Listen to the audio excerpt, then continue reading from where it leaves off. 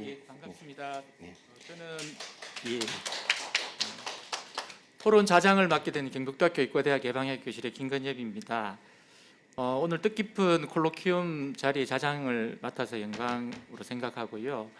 앞에 발제를 통해서 5분의 전문가분들의 아주 훌륭한 발표들이 있었습니다.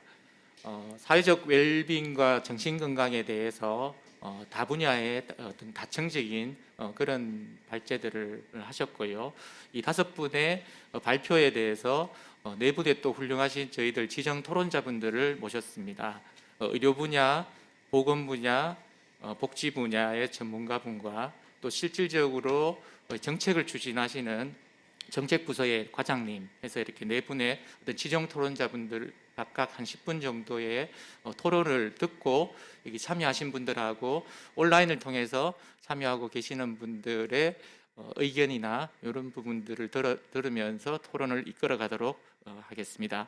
그리고 마지막으로는 발표하신 4분께 제가 또 한 1분 내지 2분 정도 시간을 할애해서 오늘 전체 콜로키움을 정리하는 것으로 진행하겠습니다.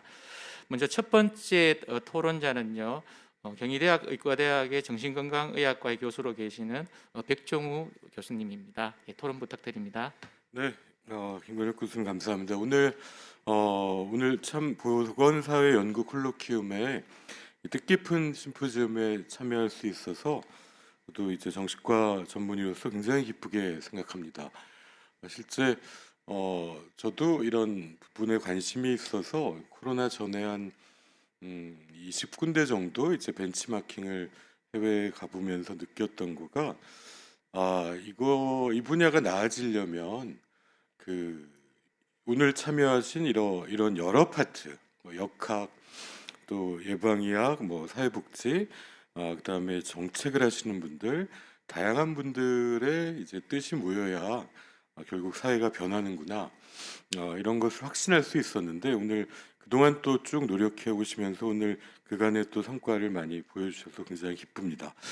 맨 처음에 기조발제를 우리 이재열 교수님이 해주셨는데 거기 보면은 덴마크가 많이 나오는데 코로나 직전에 저희가 덴마크 국회를 통해서 한번 가볼 수 있었는데 참 놀랐습니다. 놀란 거가 덴마크 지역을 5개로 나눠가지고 그 지역의 정신건강에 대한 위원회 대표를 지자체 선거 때 뽑더라고요. 그래서 그 대표자는 이제 그 정신건강 간호사님이었는데 저희 갔을 때 같이 오셔가지고 그러니까 이게 선거에 아예 대표를 뽑는 수준이고 거기에 한번 놀라고 200베드짜리 정신병원을 2천억을 들어가지고 지어서 스파가 있는 병원에 또 깜짝 놀라고 제일 놀랐던 거는 모든 국민이 1차 의료부터 이제 우리로서는 상급 종합병원까지 모든 의무 기록에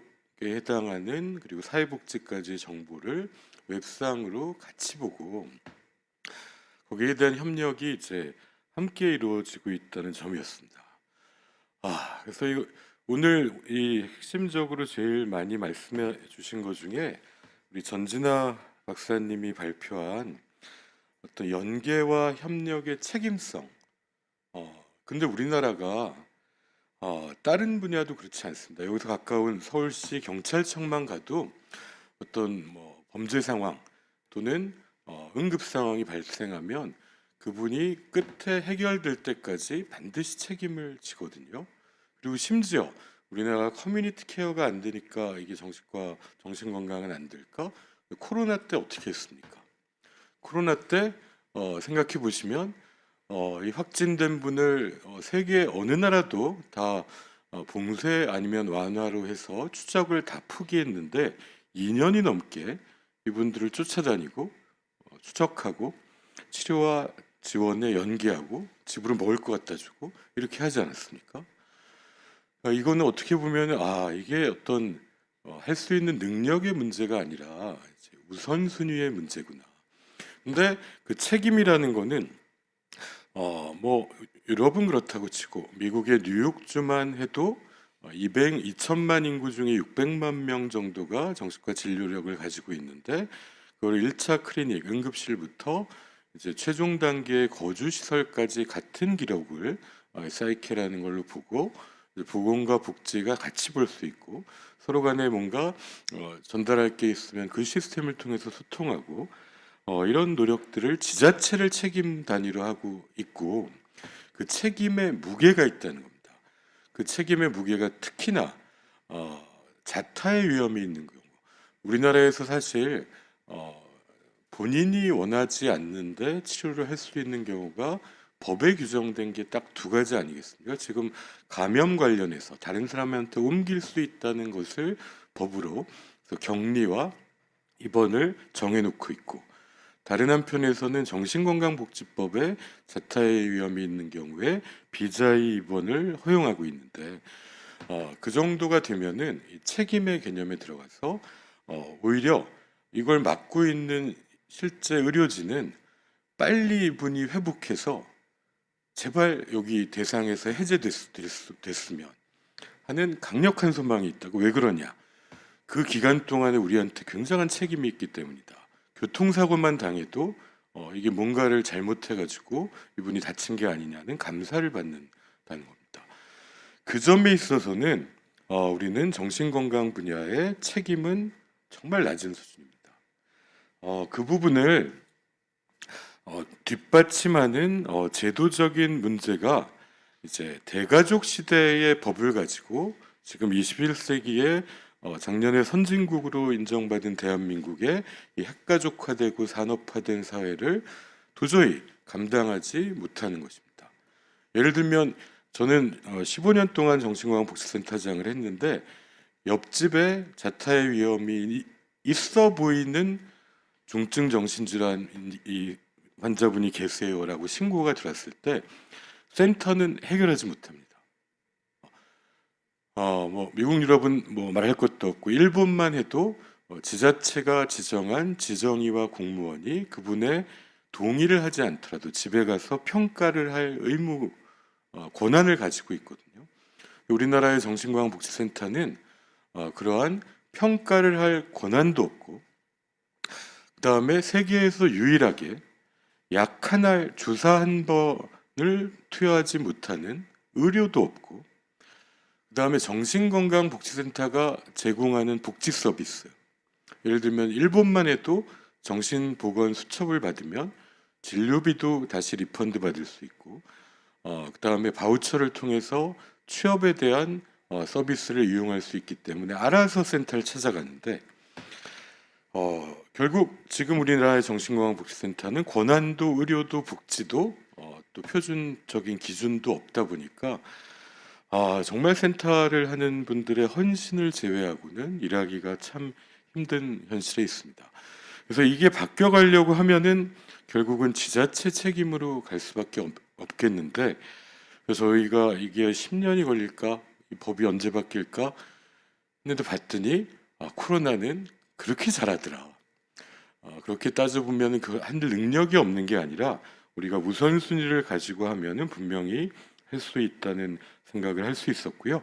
그렇게 되려고 하면 여러 가지 이제 근거가 마련되어야 되는데 오늘 제가 이제 보사위원회 좀 부탁드리는 거는 지금 전에 정말 지금은 세계적 수준의 연구들을 뭐 우리 정선재 교수님 팀이나 김혜영 교수님 또 현진희 교수님의 연구를 통해서 볼 수 있어서 참 기뻤고요. 이런 것과 함께 우리가 지금은 뭐 보건의료 연구원 같은 데서는 이제 공익적인 임상이랑 근거를 만들고 한다면은 산업진흥원에서는 R&D를 하고 보사연에서는 지금 장애인에 대해서는 또는 노인에 대해서는 실태 조사를 하고 계십니다.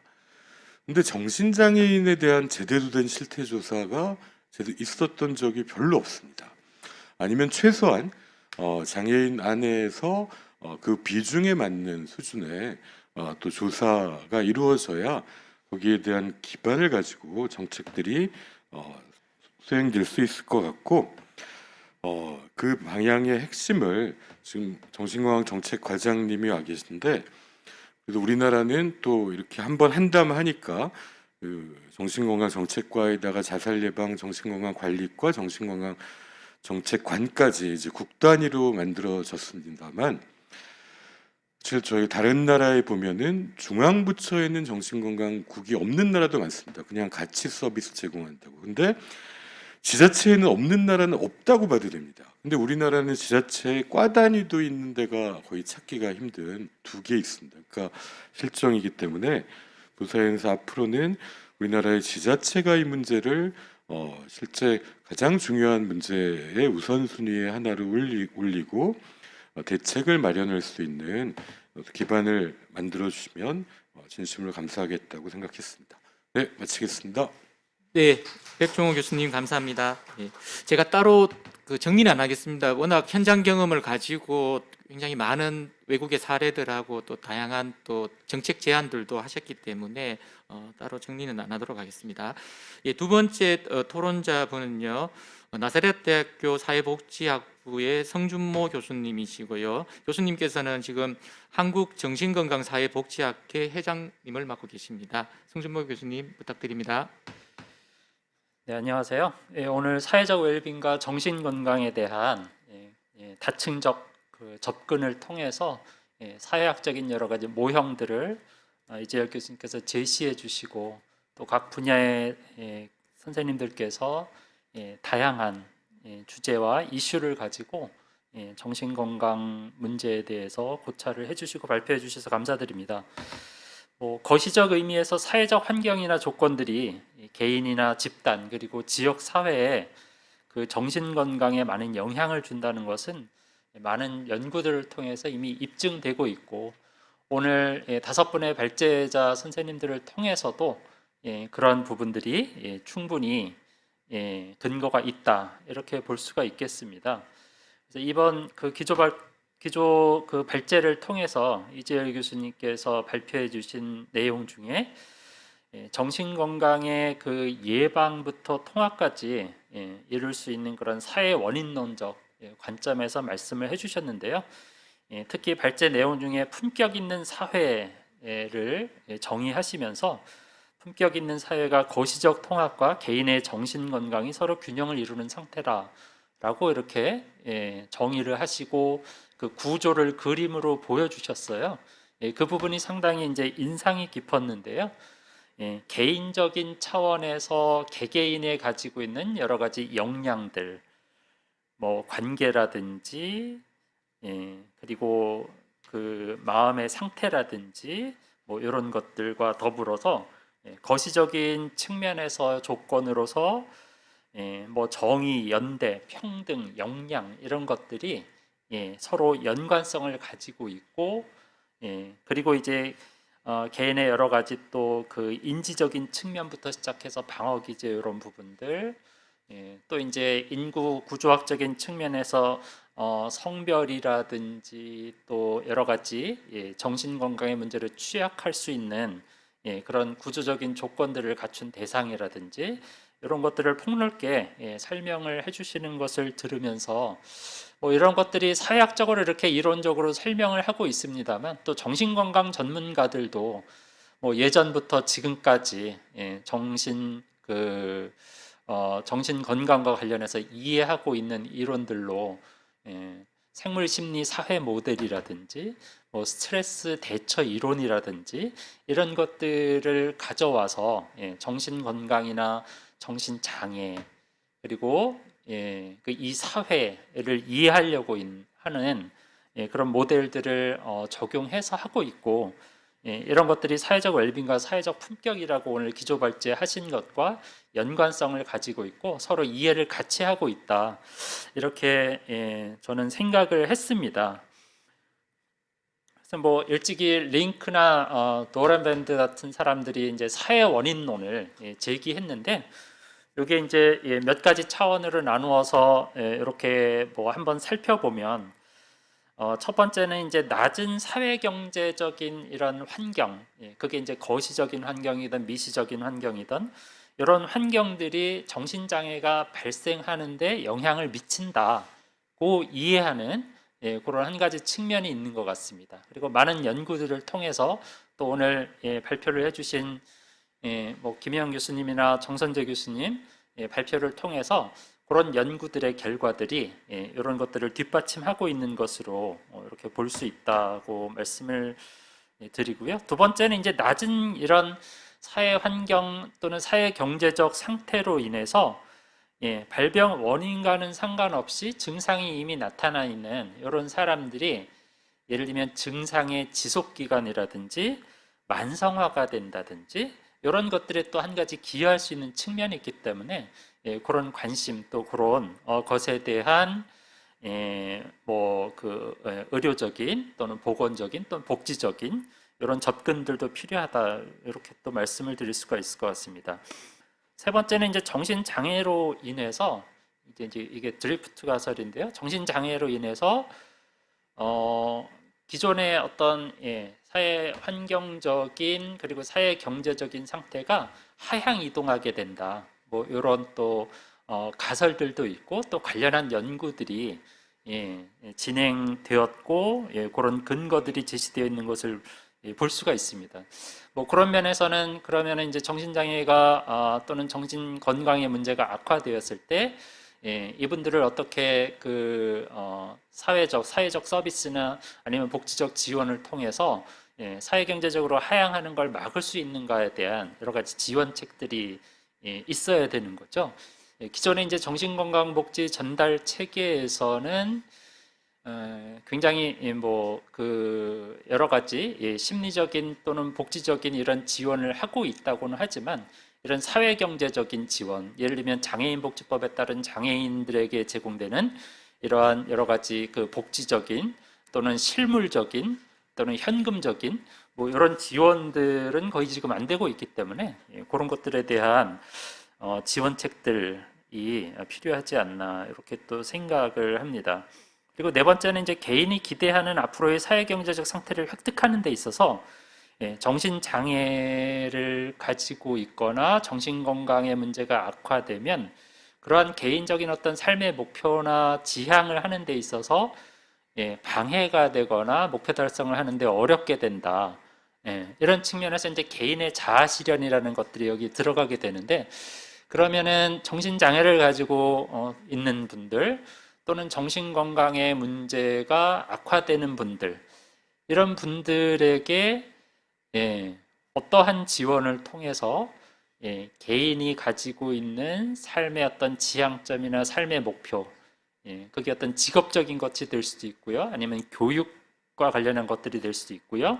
아니면 가정생활과 관련한 것들이 될 수 있는데 그런 것들을 어떻게 촘촘하게 지원할 것인가 하는 폭넓은 그런 지원책들이 요구된다 이렇게 말씀을 드릴 수가 있겠습니다. 그리고 이제 오늘 발표에 여러 연자님들께서 이제 불평등 관련한 이슈에 대해서 또 말씀을 해주셨거든요.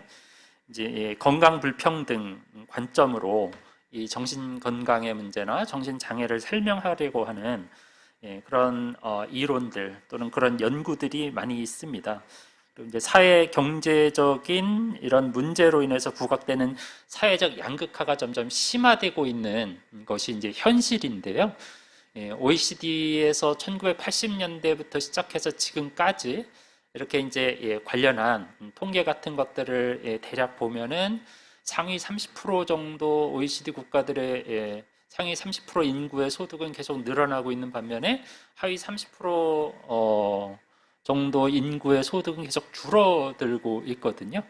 그래서 이걸 이제 사회 원인 논적 관점이나 아까 사회적 품격과 관련한 그런 설명으로 이제 견주어서 이렇게 대입을 해보면 이제 사회 경제적인 상태가 계속 악화되고 있거나 나아지고 있지 않는 그룹들, 그 인구 집단들은 정신건강 문제가 당연히 취약할 수밖에 없고, 그럼 그 사회 경제적으로 취약한 그들에 대한 고위험 집단에 대한 그런 관심과 그 정신건강 복지 관련한 지원책들 이런 것들이 필요하다는 이제 결론에 이르게 되는 것이죠. 물론 그 사회 경제적으로 어렵다 그래서 모두가 이제 정신건강에 문제가 생기는 것은 아닙니다. 뭐 예를 들어서 이제 행복지수 같은 것들을 이렇게 국가별로 이렇게 나열해 놓은 그런 이제 세계적인 그런 통계 지표들을 보면 사회 경제적으로 어려운, 예를 들면 뭐 부탄이나 뭐 이런 국가들이 주관적으로 느끼는 행복 지수가 굉장히 높거든요. 근데 우리나라 이제 고도로 산업화되었고 급격하게 산업화되었고 고도의 또 경쟁 사회이고 뭐 이런 것들이 더 이런 정신 건강의 문제가 악화되는 것을 부추기는 거 아닌가 이렇게 생각을 합니다. 네, 뭐 마무리를 해달라고 벌써 말씀해 주셔서요. 그다음에 하나 이제 젠더 관련해서 아까 정선재 교수님 발표를 잘 해주셨고 굉장히 인상 깊은 그런 연구 결과들을 저도 눈여겨 보았는데요. 그래서 아무튼 젠더 센시티브한 그런 정책이나 프로그램을 수행을 해야 된다. 근데 이제 그런 수행을 그 정부 부처나 아니면 정신건강복지 전달 체계나 해서 어딘가에서 하고 있을 거예요. 근데 이제 그게 눈에 드러나지 않는다는 거죠. 예를 들면 생애 주기별로는 뭐가 그림이 그려져 있고 전달 체계가 이렇게 작동하는 것처럼 보이는데 예를 들면 성별 차이, 그게 섹스든 젠더든 그런 차이를 극복하기 위한, 해결하기 위한 그런 것들은 우리 정신건강 정책이나 아니면 프로그램을 통해서 이렇게 실현되거나 구현되지 못하고 있다는 인상이 들어서 그런 것들도 정신건강의 불평등 요소가 아닌가 해결해야겠다는 거 하나랑 그다음에 그 전재나 박사님이 말씀해주신 그 정신건강복지 전달 체계 말씀해주신 그 문제 제기와 또 대안 관련해서는 전부 이제 저도 동의를 하고요. 코로나19가 여러 가지 우리에게 독이 되었지만 또 한 가지 약이 되었던 것은 전 국민들이 정신건강 문제에 대한 그 민감성이 이렇게 증진되었고 공적 전달 체계를 통해서도 이 마음 건강에 대한 관심이 높아지고 실제로 이제 심리 지원단을 통해서 이런 것들이 뭐 항구적이진 않겠지만 작동했다는 거. 그러면 이제 온 국민 정신건강 종합 대책을 통해서 전 국민의 정신건강 증진을 하기 위한 어떤 여력이나 우리가 잠재력을 가지고 있는 것이 아닌가. 그래서 그것을 수행하기 위해서는 아까 현진희 교수님도 말씀하셨지만 인력이 가장 관건이라고 생각이 들고요. 물론 서울시에서 이제 심리 전공하신 분들 위주로 심리 지원단이 운영되고 있는데 저는 이제 심리 지원단도 좋지만 그 정신 건강 우리 전 국민이 정신적으로 건강하게 되기 위해서는 그 예방하고 조기 발견하는 게 굉장히 중요하고 그것은 정신 건강 영역의 전문가들이 할 수 있는 전문성이라고 생각을 하거든요. 그래서 정신건강의학과 전문의 선생님들도 계시지만 우리 정신건강 전문 요원들이 뭐 실제 이제 통계를 통해서 조사해 보면 정신건강 전문 요원들 배출해낸 숫자의 절반 이하로 지금 현장에서 일하고 계시거든요. 그분들이 이제 공공전달 체계에서 일하고 계시는데 공공전달 체계일지 아니면 다른 쪽의 어떤 또 전달 체계나 민간 이런 상담이나 정신건강 문제를 다루는 그런 기관들이 필요할지는 모르겠는데 그 정신건강 전문 요원들을 적극 활용해서 이 심리 방역을 포함한 온 국민의 정신건강을 증진하고 예방하고 조기 중지하고 조기 발견할 수 있는 뭐 이런 시스템들을 좀 새롭게 마련해야 되지 않을까 이런 생각을 하면서 토론을 마치겠습니다. 감사합니다. 네, 성준모 교수님 감사합니다. 5분의 그 발표에 대해서 교수님의 의견하고 또 대안까지 제시해 주신 것 같습니다. 감사드립니다. 네, 세 번째 토론자는요. 한국보건사회연구원의 사회정신건강연구센터 연구위원으로 계신 최수미 박사님이십니다. 토론 부탁드립니다. 네, 안녕하십니까. 한국보건사회연구원 최수미입니다. 오늘 이 콜로키움 안에서 무려 5가지 정신건강과 관련된 주제를 들어볼 수 있어서 너무 좋았던 것 같습니다. 우리가 정신건강 문제를 얘기할 때 어떤 질환이냐, 어떤 상태냐, 또 어떤 집단의 누구의 문제이냐, 또 그 대상과 문제를 보호하고 지원하는 수단은 무엇인지에 따라서 다루어야 할 주제가 굉장히 많은데요. 오늘 대주제에 다층적이라는 표현도 쓰고 있고 또 매우 다른 주제가 구성되어 있긴 하지만 이 각각의 주제는 이 현재 정신건강 과제에서 매우 고민이 필요한 지점이라는 데에 동의합니다. 저는 오늘 크게 세 가지 측면에서 말씀드리려고 합니다. 첫 번째는 우리 정신건강 수준을 우리가 어떻게 인식하고 있느냐입니다. 우리나라는 잘 아시는 것처럼 오랜 기간 높은 자살률을 유지해왔고 또 현진희 교수님 발표에서 확인한 것처럼 코로나19와 함께 정신건강이 우려스러운 상황을 나타내고 있습니다. 그래서 정신건강은 우리의 중요한 정책 과제 이미 강조되고 있는 때입니다. 그렇지만 실제 우리의 정신건강의 상황을 바라보는 사회적인 또 전문가적인 그런 시각은 모두가 일치하는 것 같다라는 생각은 들지 않습니다. 일부에서는 자살이 반드시 정신건강이 나쁜 것에서 비롯되는 것이 아니고 그래서 이것으로 우리나라 사람들의 정신건강이 나쁘다라고 판단할 수는 없다는 시각도 있습니다. 하지만 연구에 따르면 자살 사망자의 90% 이상이 정신건강 문제를 겪은 것으로 보고되고 있고요. 국내 자살 사망자 심리부검 결과를 보셔도 정신건강 문제를 갖고 있었음을 확인할 수 있습니다. 그리고 또 다른 상황도 눈에 들어오는데요. 많은 방송인들이 자신의 정신질환 문제를 공개하고 또 그러면서도 활발히 활동하는 모습을 보여줍니다. 그리고 일반 사람들 사이에서도 우리 주변에서도 아마 정신질환을 갖고 있다는 얘기를 쉽게 밝히는 경우를 볼 수 있습니다. 우리는 정신건강의 문제를 쉽게 말하고 있습니다. 물론 중증 정신질환에 대해서는 여전히 무겁게 받아들이고 있다는 생각은 합니다.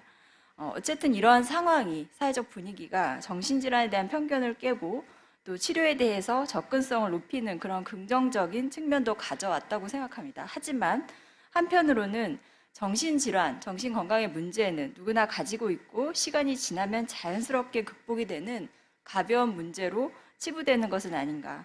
그래서 이게 결국 우선적인 정책 과제로 다루어지거나 정말 도움이 필요한 그런 사람들의 요구가 받아들여지지 못하는 걸림돌이 될 수도 있겠다라는 생각을 합니다. 그래서 우리는 정신건강에 대한 새로운 리터러시 전략이 필요할지 모른다라는 점을 말씀드립니다. 두 번째 측면입니다. 정신건강 전략에서 미래 사회 변화에 대한 고려가 필요하다는 말씀을 드리고 싶습니다.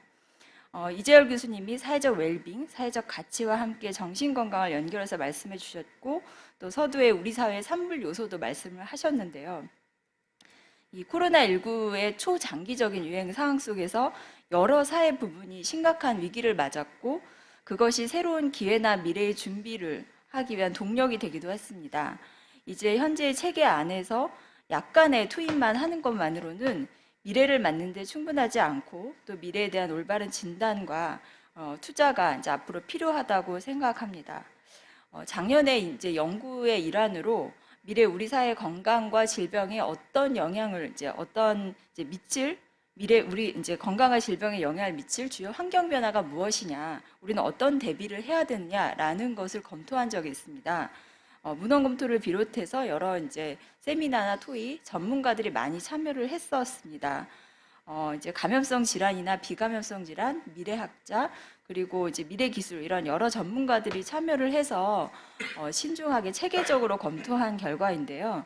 이 정신건강의 악화라는 문제가 중요한 트렌드로 선정이 됐었는데 중요한 점은 앞으로 이 정신건강의 악화라는 문제가 우리 사회에 어떤 결과를 초래하게 될지 예측하기 어렵고 또 이것에 대한 보건정책의 대비 수준도 낮다라고 평가된다는 점이 주목할 필요가 있는 부분이었습니다. 정신건강의 문제와 수요가 향후 어떻게 변화할지 분석하고 그에 맞게 정책과 필요한 연구가 설계되어야 할 것으로 생각이 됩니다. 많은 부문에서 지금 미래 사회 변화를 눈여겨보고 있고 보고 있지만 실제 지금 우리 정신건강의 측면에서는 그런 대비가 좀 뚜렷하게 나타나고 있지는 않다는 생각을 하고 있습니다. 이제 앞으로 우리가 또 준비를 해야 될 트렌드에 대해서 조금 더 말씀을 드리면 전 세계적으로 문제가 되고 있고 특히 한국 사회에서 더 빠르게 진행되고 있는 기후변화 문제를 말씀드리고 싶습니다. 더위나 이제 폭염 기간 자살률이 더 높아지고 또 정신질환으로 인한 의료 이용도 증가됩니다. 또 앞으로 태풍이나 홍수, 가뭄 이런 극단적인 기상현상이 굉장히 강하게 빈번하게 발생할 텐데 이건 역시 트라우마나 장기간의 정신건강 문제를 야기할 수 있는 중요한 문제입니다. 또한 이제 이 기후 환경의 위기는 미래 세대의 상당한 불안과 무기력을 낳는 문제이기도 합니다. 또 이 외에도 저출산, 고령화, 또 사회 양극화 등 다양한 사회 문제와 연결될 수 있는 이 정신건강 문제에 대해서 우리가 얼만큼 대비되어 있고 또 검토하고 있는가 점검이 필요한 때입니다. 마지막입니다. 마지막으로는 정신건강 전달 체계에 대한 개선과 이에 대한 모두의 협력이 필요하다는 점을 말씀드리고자 합니다. 중증 정신질환의 전달 체계 측면에서 김영 교수님과 전진아 박사님이 다루어 주셨는데요. 중증 정신질환자에게 필요한 사회 서비스는 매우 다양하고 또 환자의 질병과 그 사회적 상태에 따라서 복합적인 서비스를 동시에 필요로 하기도 합니다. 또한 환자의 예후는 환자의 상황과 맞물려서 미래를 확정할 수 없고 또 예측된 단계로 나아가지도 않습니다. 이러한 수요자의 입장에서 우리의 서비스 전달 체계를 바라본다면 어떠한 환자 입장에서 어떤 선택을 할 수 있을까를 생각해 보아야 합니다. 현재 치료나 재활이나 심리 상담, 또 경제나 물질적인 지원, 복지 지원 이런 여러 가지 공급이 이루어지고 있기는 하지만 현재의 전달 체계가 어떤 단계적으로 또 통합적인 서비스 전달 체계로 그림이 그려져 있느냐 이런 점을 좀 고민을 해봐야 될 것 같습니다. 실은 이런 완전한 좀 이상적인 전달 체계 그림은 그려지지 못한 채 좀 공급자별로 특화된 시스템으로 만들어져 있지 않나 라는 생각을 해봅니다. 국내 정신건강 부문에 다양한 전문가, 여러 직역이 존재하는 만큼 수요자 중심의 관점에서 전달 체계 개선에 대한 진전된 논의와 협업이 이루어지기를 기대합니다. 특히나 이제 향후 고령화에 따라서 이 정신질환만이 아니라 신체 질환을 동반한 그런 대상자들이 많이 늘어날 것이기 때문에 이러한 복합적인 문제를 가진 분들에 대한 사회 안전망이 확충되어야 될 것으로 보고 있고요. 또한 정신의료에 대한 접근성이 매우 낮을 수밖에 없는 그런 아동 청소년 그리고 청년의 조기 발굴과 치료가 실질적으로 이루어질 수 있도록 정신건강 전달 체계가 확충될 수 있기를 기대하면서 마칩니다. 감사합니다. 예, 최수민 박사님 그 리터러시하고 그다음 미래 사회 기후 변화 그다음 또 이 전달 체계 부분에서 여러 가지 대안들을 제시해 주신 것 같습니다. 예, 마지막 지정 토론자는요. 보건복지부 정신건강정책과의 김한숙 과장님이십니다. 과장님 부탁드립니다. 네, 감사합니다, 교수님. 네, 복지부 정신건강정책과장 김한숙입니다. 오늘 우선 지금 보건사회연구 콜로키움을 계속 하고 있었는지 저는 죄송하게도 모르고 있었거든요. 근데 오늘 정신건강 주제로 이 콜로키움을 개최하고 준비해 주셔서 너무 감사드립니다. 특히 이제 오늘 앞서 보니까 시작하기 전에 이제 시상식을 하시는데 정책 제안 공모를 하신 게 굉장히 인상적이었고요. 이게 아마도 이게 준비 과정에서는 아니면 연구를 이제 보사연도 많이 하시기 때문에 연구를 하시는 이제 분들께서 정신건강 분야가 이제 정책이나 사업 발굴이 되게 어렵다는 점을 고려해서 어떤 아이디어가 있나 책상머리에서는 생각이 안 나는데 하면서 제안하신 게 아닌가 생각이 들고요. 저희가 예산이 그렇게 생각보다 빨리 늘고 있지는 않고 있어서 문제인데 그런 사업들을 빨리 벤치마킹 할 수 있도록 하겠습니다. 오늘 주제가 이제 사회적 웰빙과 정신건강에 대한 다층적 모색이었습니다. 일단은 이 굉장히 다층적 모색이라 저도 굉장히 이게 다양한 주제를 들었다라는 생각을 했고 여러 생각을 했습니다. 기조 발제부터 시작해서 네 분의 발제 교수님들과 그리고 전진아 박사님 그리고 지정 토론 지금 앞서서 세 분 해주셨는데 제가 드릴 말씀을 거의 좀 또 하셨어요. 그래서 우선 정부에서 현재 하고 있는 고민들과 과제에 대해서는 현진희 교수님하고 전진아 박사님 상당히 많이 내용을 이야기를 해주셨고 다 맞는 이야기여가지고 제가 거기다가 추가로 언급을 드릴 내용은 없고 다 저희의 숙제로 인식을 좀 하고 있다는 말씀을 우선 드립니다.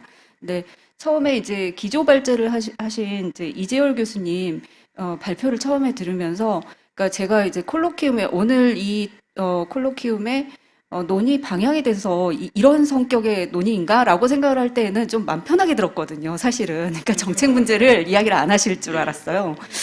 이게 뭔가 커다란 그 아젠다를 향해서 가는 건가? 이렇게 이야기를 하다가 갑자기 이제 뒤로 갈수록 좀 정책적인 내용들이 좀 많이 나와가지고 좀 곤란했는데, 사실 이재열 교수님 그 발표를 들으면서 이게 당연한 이야기거든요.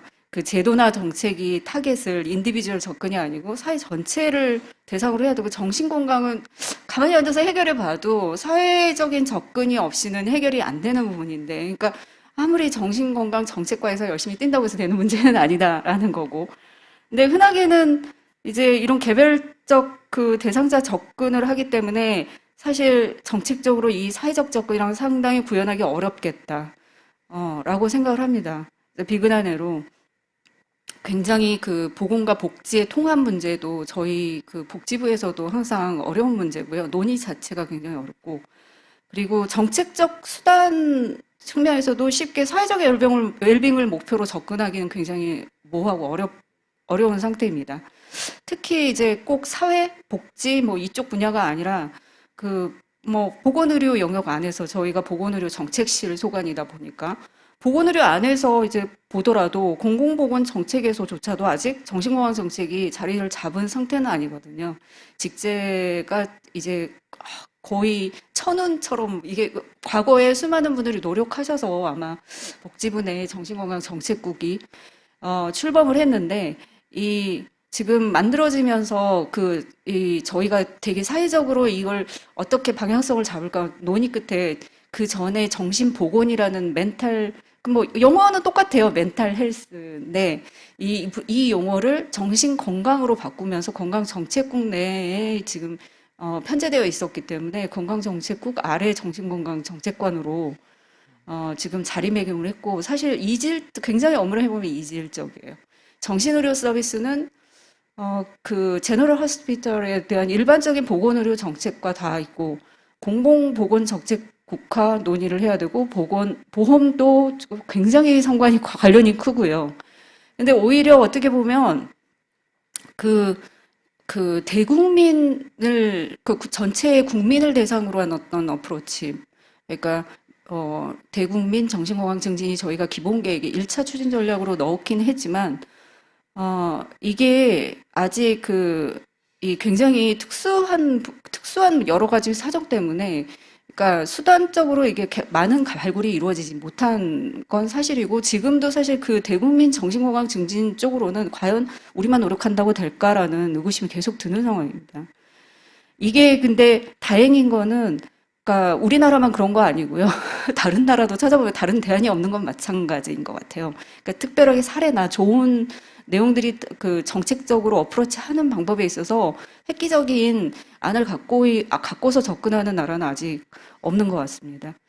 이제 사회적으로는 정신건강 문제가 항상 이슈가 될 때에는 범죄라든지 뭐 재난이라든지, 지금 코로나19가 굉장히 저희한테 좋은 기회를 제공하고 있는 거거든요. 정신건강 정책 입장에서는. 그리고 이런 항상 범죄 이슈에 시달리기 때문에 언론에서 누가 이제 가족 사례를 하면 항상 그 사람의 병력을 확인한다든지 이런 문제 때문에, 이게 전반적으로 사회가 건강하려면 이런 인식에 관한 부분도 꼭 풀어야 할 문제라고 생각이 듭니다. 저희가 이제 정신건강은 전체적으로 보건의료 아젠다에서 따져도 특수성을 가지고 있는 정책 분야라고 말씀을 드렸는데요. 우선적으로 보건과 복지가 통합해야 되는 분야인 거고, 그리고 그 외에도 수많은 통합이 이루어져야 되는 부분이거든요. 엑스퍼트들도, 전문가들 간의 통합, 그리고 서비스 제공자와 당사자 간의 거리도 상당히 먼 것 같아요. 그래서 지금 상당히 그러니까 따로 활동을 하고 있는, 아직까지는 그런 상황이고, 그럼에도 불구하고 정책적으로 우선순위가 아직 낮고, 그리고 사회적 약자가 결국엔 돼버리기 때문에 가난으로 가고 소득이 없어지고 사회적으로 도태되고 가족도 힘들고, 이래서 가족 전체가 사회적 약자로 분류가 되면서 전반적으로는 복지 체계에서도 취약한 분야로 남기 때문에 건강 문제든 복지 문제든 결국엔 불평등 문제를 떠안고 살 수밖에 없는 분야이기도 하고요. 근데 정작 정책적으로 보면 아무리 중요하다고 말을 해도 프라이어리티가 올라가지 않아요. 왜? 일관성 있게 주장하기 어렵거든요. 그러니까 원웨이로 끝까지 이렇게 질러야지 이게 올라가는데 저희는 너무 다층적이에요. 그러니까 결정적으로 저희가 지금 예산을 제가 3회기, 올해가 3년째거든요. 첫 해, 두 해 해봤는데 다들 그냥 이야기할 때는 그래 정신건강 중요하지 이래 놓고서 딱 돈 줄 때에는 밀려요. 그러니까 더 많은 노력이 필요하다는 거죠. 이렇게 정책적으로 굉장히 쉽지 않다는 이야기를 좀 드리고 싶었습니다. 그리고 이제 저희가 이제 그 정책적인 과제에 있어서는 좀 약간 추가로 그러니까 저만의 지금 이제 막 시작된 이슈이기도 해요. 저만의 고민거리일 수도 있고, 이제 좀 주변에 이제 전문가분들이나 아니면 이제 우리 과에서 고민을 하고 있는 내용인데, 지금 오늘 제기해 주신 여러 과제 외에도 지금 굉장한 현안이 첫 번째는 정신건강, 그러니까 정신의료죠. 정확하게. 이렇게 낙후된 정신의료를 필수 의료 분야로 꼭 인정받아서 공공보건의료 시스템에 꼭 심어야겠다. 네. 그래서 어떻게 보면 지금 수용의 역사부터 시작된 정신병원이 사이키아트릭 하스피털이 이제 멀어질 수밖에 없는, 그래서 제너럴 하스피털에서 정신건강을 아까도 최수미 박사님도 그러니까 이야기하셨지만 이게 사실 세계적 경향 같기도 하거든요. 제너럴 하스피털에서 신체적 문제와 정신 문제를 같이 보게 되는 시스템으로 가야 되기 때문에 꼭 필수 의료로 인정받아야겠다. 이거 한 가지도 굉장히 어렵더라고요. 이야기를 계속하고 다녀야 되겠다 생각을 하고 있습니다. 그리고 두 번째는 당사자 입장에서 우선 많은 이야기를 주세요. 정책적으로는. 근데 프로바이더 입장에서도 생각보다 지금 고민할 게 많은 게 지금 인프라의 대혼란기잖아요. 저도 딱 왔더니 무슨 센터가 이렇게 많은지요. 예산은 전부 다 센터 중심으로 돼 있고요. 인프라 중심으로 시설 중심으로 다 예산 설계돼 있고, 우리 법이 정신건강복지법을 봐보면 서비스 중심이 아니고 인프라 중심입니다. 그러니까 법도 고칠 내용이 굉장히 많은데 이 인프라 대혼란기에 이 인프라를 채울 인력이 없습니다. 네, 그게 굉장히 심각한 문제더라고요. 그러니까 다들 싫다고 그래요. 서비스만 달라고 그러는데 그 서비스를 제공할 양질의 인력이 그래도 어딘가에서 일을 해야 되잖아요. 그 시스템이 없어서. 오늘 딜리버리도 그 측면에서 이야기를 하신 건데, 이제 딜리버리 그 전달책으로 이야기하면 너무 긴 이야기가 복잡하니까 제가 그냥 쉽게 말하면 우리가 당사자들한테 좋은 서비스를 제공할 인력이 아직 충분하지 않은 분야입니다. 이렇게 됩니다. 그리고 이제 그 대국민 정신건강 증진 정책에서 한 가지만 더 말씀을 드리면, 사실 이제 건강정책국가하고 같이 있기 때문에 이제 같이 비교를 해보면 헬스 프로모션도 수년 동안 해야지만 아직 그 성과가 확실하다고 느끼지는 않거든요. 굉장히 효과적 개입 방법에 대해서 고민하는 게 쉽지 않을 것 같고, 그러다 보니 지금 정책적으로는 고위험군 정신건강 취약군을 대상으로 한 사업을 하고 또 다빈도 질환을 중심으로 한 사업을 하는데, 사회적 웰빙까지 결합된 형태로 진화하려면 더 많은 사업을 좀 시도를 해야 되는 그런 부분이 있겠다라고 말씀드릴 수 있겠습니다. 그리고 마지막으로, 정말 마지막으로 제가 글로벌 동향에 대해서 이야기를 드리려고 해요. 그러니까 굉장히 글로벌하게 지금 OECD나 WHO에서 뭔가 진행하고 있는 게 많아졌습니다. 코로나 때문에 더 그렇거든요. 포스트 코로나19 영향으로. 그래서 전 세계적으로 보면 그간에 나왔던 멘탈 헬스 레포트들을 봐도, 다른 나라 사례도 봐도 우리나라가 뒤처진 편은 아닙니다. 그러니까 전 세계적으로 비슷한 출발선인 것 같고요.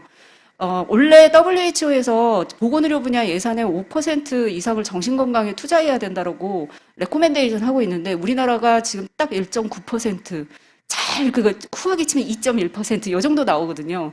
근데 이번에 꼭 한번 찾아보시기 바랍니다. 6월 14일에 WHO의 새로운 보고서가 나왔어요. 그게 그 WHO 멘탈 헬스 액션 플랜 2013-2020의 후속 레포트고요. 이게 모든 사람들에 대한 정신 건강으로 트랜스포밍 하자라는 전략이고, 여기에 따르면 다른 나라 다 조사해보면 평균 2%라고 합니다. 네, 평균 2%. 그래서 저 참 마음의 좀 위안이 됐고, 이제 막 우리도 엑셀을 밟아가고 있는데, 이제 열심히 해서 우리나라도 자살률이 1이지만 현재는 좀 수년 내에 글로벌 스탠다드를 제시할 수 있어야겠다라고 생각을 했습니다. 네, 감사합니다. 네, 과장님 감사합니다. 정책을 직접 하시다 보니까 정책의 목표라든지 연계 협력 또 우선순위 이게 뭔가 성과가 있어야 되는데 성과가 좀 딜레이되고 늦게 나오는 그런 현실적인 고민을 이야기하신 것 같고요. 사실 제가 질문을 조금 하려고 했던 게 5%까지 올릴 계획이 있습니까? 라고 여쭤보려고 했는데 마지막에 다른 나라들도 지금 2%밖에 안 된다고 하셔서 그래도 제 생각에는 우리나라가 다른 나라보다 더 오히려 앞서가야 되지 않겠습니까? 저는 개인적으로 오늘 여러분들이 이야기하셨던 것 중에서 뭐 민간에서 여러 가지 거버넌스나 지역사회에서 노력도 필요하지만 국가가 또 중심에서 정신건강에서 사회적 웰빙을 위해서 많은 인력 투자라든지 예산 투자가 좀 필요하지 않을까 개인적으로 그렇게 생각합니다. 시간이 많이 됐는데요. 온라인 상에는 지금 질문은 없는 것 같고 혹시 여기 참석자 중에서 한두 분 정도 발표하신 분이나 아니면 토론자분한테 질의나 아니면 뭐 의견 주실 게 있나요?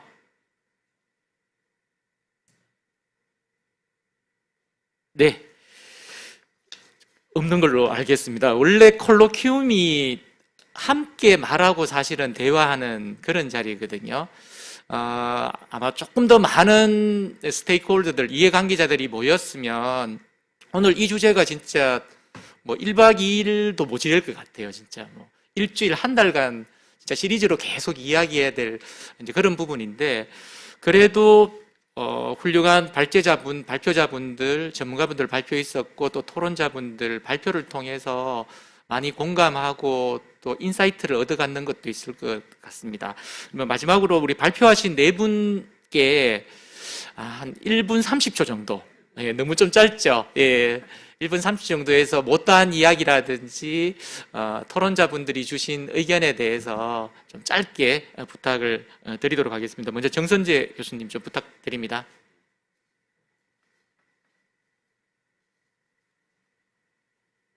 여기 옆자리 김영 교수님이랑 얘기하면서 이제 우리는 발표 끝났으니까 끝났다 이렇게 좀 이렇게 여유 있게 있어도 된다 이렇게 얘기하다가 갑자기 1분 30초를 듣게 되니까 갑자기 제 불안이 높아지는 것 같습니다. 예, 저는 사실은 오늘 얘기를 들으면서 제가 이제 역학자이고 예방학자인데요. 저희 예방학은 뭘 표방하고 찾냐면 그런 어떤 현상의 원인을 찾아가지고 이 원인을 제거함으로써 그러니까 그 미리 올 그 질병을 예방을 한다. 그래서 그 원인을 굉장히 중요시 여기고 이것을 어떻게 없앨 것인가에 대한 고민을 좀 하는 편입니다. 그런데 저는 어떻게 보면 역학자라서 그 원인만 계속해서 찾아내고 이제 이 원인이 뭘까 이런 고민들을 좀 하다가 이제 이 자리에 와서 이것을 또 어떻게 우리가 실천할 수 있고 인터벤션을 어떻게 할 수 있고 이제 이게 정말로 그런 파퓰레이션 헬스에 어떻게 이제 도입이 될까 굉장히 실증적으로 고민하는 자리여서 굉장히 좋았던 것 같습니다. 제가 딱 한 가지만 말씀드리고 싶으면 다시 돌아가서 근데 우리가 원인을 정말 알고 근거 기반의 그런 프로세스를 해야 된다고 저는 생각을 합니다. 특히 정신건강 영역에서의 많은 정책들이 지금까지는 제가 보기에는 그런 어떤 그 에비던스 베이스, 그러니까 근거 기반한 것이라기보다는 이제 그런 의견들이 이제 어떻게 보면 좀 그 합의가 돼가지고서는 이제 이루어지거나 이제 그렇게 예산이 투입되는 경우들도 많이 봤는데 이제 그런 것들을 시행하기에 앞서 정말로 거기에 대한 다른 근거들이 있는지를 한 번씩은 좀 확인을 하고 진행을 했으면 좋겠다. 이제 그런 생각입니다. 네, 이상입니다.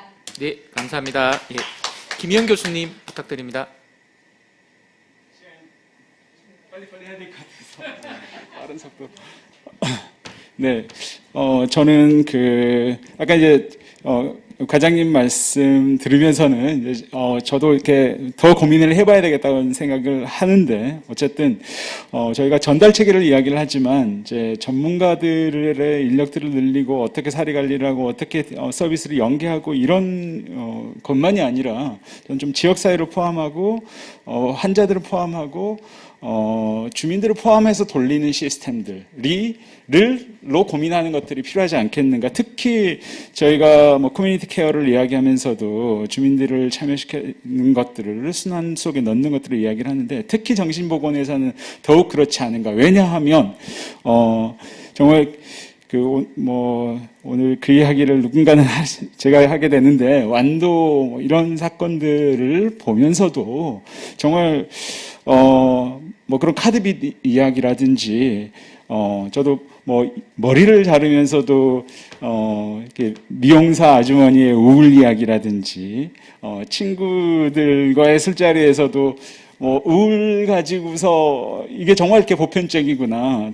그리고 당장에 아마 여기 계신 많은 분들도 얼마나 이것 정신건강 문제가 일상적으로 벌어지고 있는 것들이고, 그래서 우리가 데드라인들이 이렇게 몰려있는 많은 일들이 한꺼번에 닥쳤을 때도 그러할 것이고, 연구원들 입장에서도 그러할 것이고, 모든 사람들이 오늘은 괜찮은데 내일 어떨지 모르고 뭐 이런 상황들을 늘 저희가 겪고 있고, 이런 문제들은 어쩌면은 전문가들이 잘 알겠죠. 하지만 그 자리에서 낙태를 경험하고, 그것도 인공적인 낙태를 경험하고 하는 분들이 현장 속에서 주는 조언들, 다른 그 후배들에게 주는 조언들, 그래서 이 현장의 전문성이라고 하는 것들이 너무 소중한 분야가 아닌가라고 생각이 돼서, 이런 지역 사회를 포함하는 그런 어떤 전체적인 돌봄, 전달 체계라고 하는 것들이 만들어지는 게 이 문제의 그런 어떤 보편성에 비추어서 굉장히 중요하고, 그게 어쩌면은 이제 과장님 말씀 속에서도 이 의료를 넘어서서 혹은 과의 그런 체계를 넘어서서 어떻게, 그리고 백종원 교수님 말씀 속에서는 오히려 이제 중앙보다도 그런 지방에서 과라고 하는 것으로서 지방의 과들이 오히려 더 활발한 이유들은 혹시 그건 아닐까, 지역사회의 그런 풍부한 자원들을 어떻게 연결할 것인지. 그래서 말하자면은 정신건강 문제라고 하는 것들이 우리 사회 속에 깊숙이 들어왔고, 우리 사회를 어떤 커뮤니티를 돌리는 그런 어떤 원동력 같은 것들이 될 수 있지 않을까. 그래서 흩어져 있고 끊겨 있는 것들을 연결함에 있어서 이 정신건강이라고 하는 것들이 굉장히 그 강력한 사회적인 좀 근거가 될 수 있으면 좋겠다라는 생각이 듭니다. 네, 이상입니다. 예, 감사합니다. 예, 현진희 교수님 부탁드립니다. 1분 30초가 주어져서 너무나 많은 생각들이 머릿속을 스치고 지나가서 무엇을 먼저 말해야 되나 굉장히 고민이 되는데요. 먼저 이제 제가 맡은 주제에 좀 충실하게 먼저 말씀드리자면, 생애주기별 정신건강에서 어찌 보면 가장 우리의 모든 인생의 정신건강을 좌우하는 아동, 이게 아동, 특히 청소년, 아동의 정신건강인 부분을 제가 다루질 못했습니다. 그 이유는 뭐 자료에 대한 접근성이나, 또한 이런 저희가 이제 부단히 이 아동을 대상으로 정신건강 실태조사를 하고 싶었으나, 교육부와 잘 협의가 되지 않았습니다. 뭐 이런 얘기 해도 되는지 모르겠는데, 이거 녹화되는데. 네. 그래서 너무너무 많이 안타까웠고요. 그래서 특히 이제 코로나19가 가져온 아동들의 그 정신건강이나 사회적, 정서적 발달에 미치는 영향이 굉장히 크다는 것은 다 모두가 인지하는 사실인데, 그런 부분에 대한 어떤 함의를 끌어내고 사회적 메시지를 내지 못한 부분은 항상 굉장히 안타깝게 생각을 하고요. 특히 생애주기 전 발달에 있어서 굉장히 많은 영향을 미칠 그 중요한 시기인데, 그래서 앞으로 좀 더 그런 아동이나 청소년의 정신건강과 관련된 부분도 좀 더 이런 실태에 대한 파악이나 또 이런 사회적 이슈나 이런 부분에 대한 노력들이 좀 더 다양하게 이루어졌으면 하는 바람을 가지고 있고요. 코로나19 심리방역과 관련해서 제가 이제 해외에 보면은 코로나19가 발생하고 나서 그 기존의 어떤 제도들을 좀 더 비대면 서비스로 전환하게 하고, 그것을 이제 국가에서 보장해주고 건강보험 수가로 인정해주고 하는 이런 제도적 변화를 통해서 전 국민에 대한 그 심리방역 서비스를 확대하고 굉장히 보급해 나가는 이런 해외의 사례들을 보면서, 우리나라는 그 공공기관에 있는 그 지역사회 정신건강복지센터나 뭐 아니면 국가트라우마센터, 권역트라우마센터의 이 실무자들이 발로 뛰면서 정말 무수한 고생을 많이 했습니다. 그래서 이렇게 보면서 우리는 그 직접적으로 인력들이 정말 무슨 일이 닥치면 직접 막 발로 뛰는 이런 거를 아직도 하고 있고, 다른 해외들은 어떤 이런 기존의 제도들을 과감하게 그 상황에 맞추어서 변화하고 개혁하고 맞춰가고 하는 이런 상황들을 보면서, 저희도 이제는 좀 더 우선순위를 두고 제도적인 변화가 결국은 우리의 이런 전 국민의 정신건강을 해결할 수 있는 해결책이 되지 않을까 하는 그런 바람을 가져봅니다. 네, 감사합니다. 네, 감사합니다. 전진아 박사님. 예.